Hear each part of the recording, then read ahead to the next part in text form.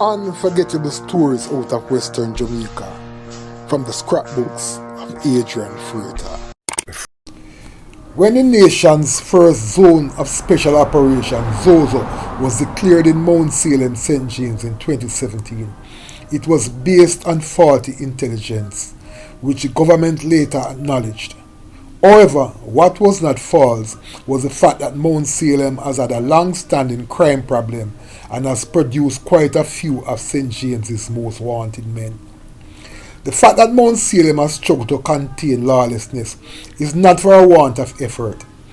Various community groups, to include Relief, Restoring Enjoyable Living in Each Family, which was established by businessman Errol Lamey, has done great things to bring a positive spotlight on the community, which include the now defunct Mt.Salem Splash, a Sumfest type community event, an event through which a peace truce which lasted for over a decade was signed in 1995. While Mt.Salem has had its issues, it has not all been negative. The community is home to Wadada Football Club, the former two-times champion of Jamaica's football. It has also produced several national players, to include former national captain Mark Ledford, reggae boy Durant Brown, star midfielder Winston Twinnibug Anglin, legendary striker Paul Teagat Davis, goalkeeper extraordinaire Donovan Ricketts, Devon Ricketts, a striker of much repute, among many other outstanding players. It is also home to Third World's lead singer AJ Boots Brown and Top Flight Sound Systems Soul Fate and Electroforce. While it is true that there was a time when corner league football in Mt.Salem was like a war zone and games could not be played without a heavy police presence, and it was not unusual to see police officer referee Neville Cooper refereeing games with his gun in his waist. Mt.Salem has always found a way to balance things, thanks to the selfless contribution of persons like Errol Lamey, Steve Troop, and of course of the current generation, Winsome Barnes.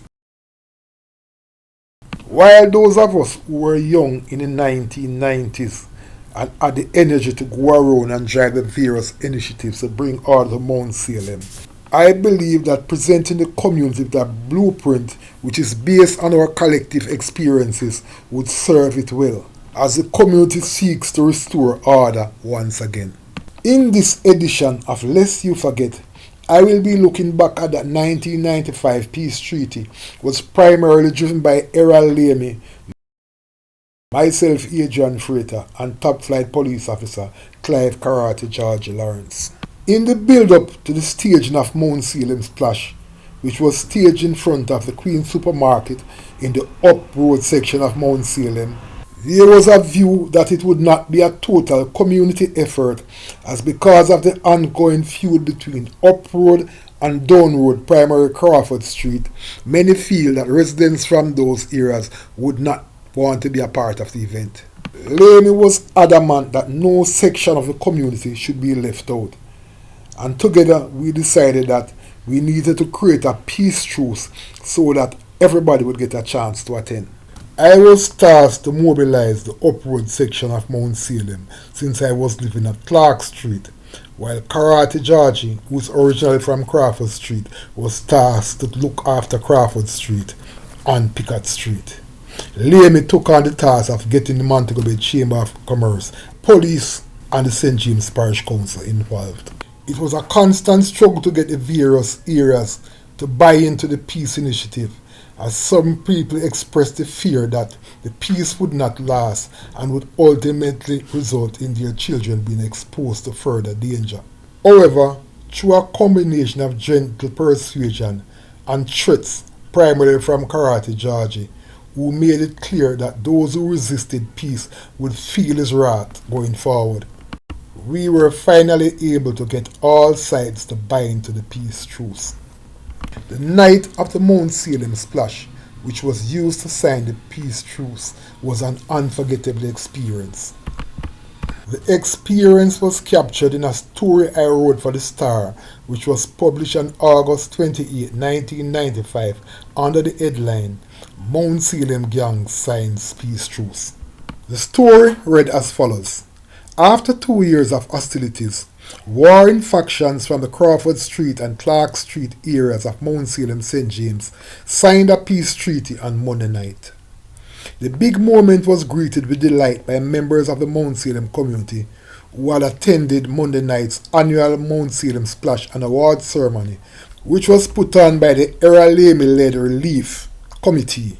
During the event, pleas for peace were made by Inspector Cecil Clark of the Mt.Salem Police, President of the Montego Bay Chamber of Commerce and Industry Lee Bailey, and Member of Parliament for the era Arthur Nelson. Prior to their pleas, both gangs had indicated that they wanted to end the gang warfare. Seizing on the opportunity, popular policeman Clive Karate George Lawrence, who was stationed at the Mt.Salem police station, quickly got both groups together and ushered the gang leaders on the stage.